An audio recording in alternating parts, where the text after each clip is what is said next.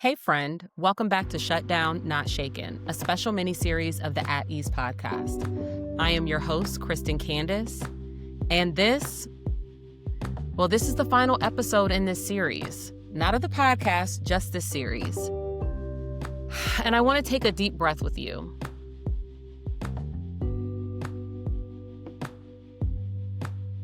Because we made it. 35 episodes in 35 days. And if you have been here for all or even some of this journey, I just want to say thank you. When the government shut down, I could have chosen panic. And believe me, I think I had every reason to. As a federal employee, everything felt and even now still feels very uncertain.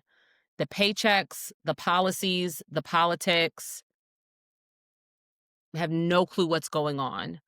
But something in me said, the government may be shut down, but I don't have to be.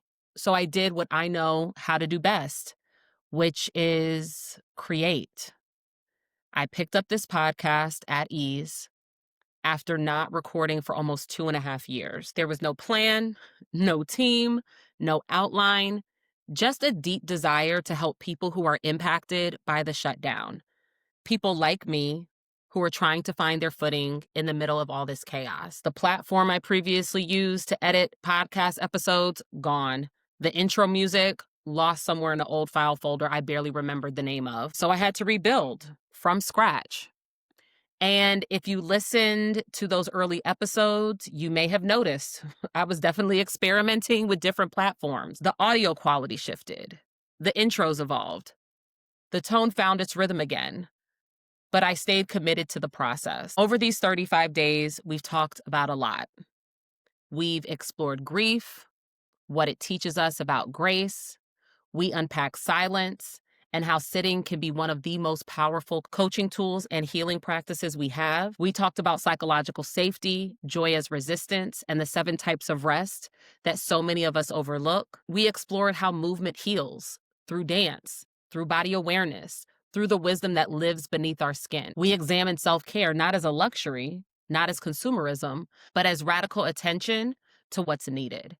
We even talked about money, leadership, home, community, shame, forgiveness, and what it means to be the strong friend when you're running on empty. Every episode, whether it was a reflection, a story, or a coaching framework, became a small offering, a breadcrumb, if you will, something that might lead someone back to themselves.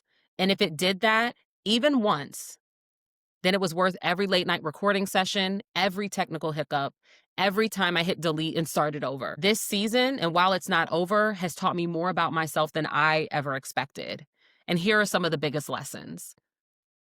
Lesson 1 is I can add value, and so can you. Even without a script, a perfect plan, or a production team, I have something to offer. And sometimes that value is in the authenticity, not the polish. Lesson 2, people listen. I thought maybe nobody would care, but you did. You showed up, you shared, you reached out. And that reminded me that people actually want honesty, that they're hungry for presence, and for conversation that feels like care. Lesson 3, I can help right where I am. I didn't need a new degree, a new title, or a fancy setup. I just needed to use my voice and my experience.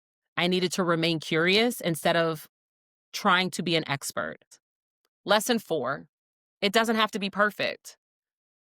Some of these episodes are rough around the edges, and I know that. But here's the thing, perfection was never my goal. My goal was creation and connection. And connection doesn't need filters. It just needs truth. Lesson 5, there is value even in the flaws. Every stumble, every awkward edit, every imperfect take, they're part of the story. And lesson 6, I can pivot and explore. The shutdown made space for curiosity, and I started coaching again, dancing again, teaching again.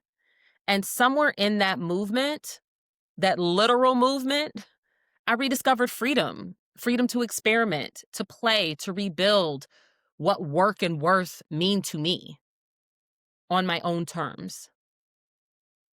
If there's one thing that this experience taught me, it's that sometimes life will force you to pause, to sit in silence, to reevaluate, to remember what's true.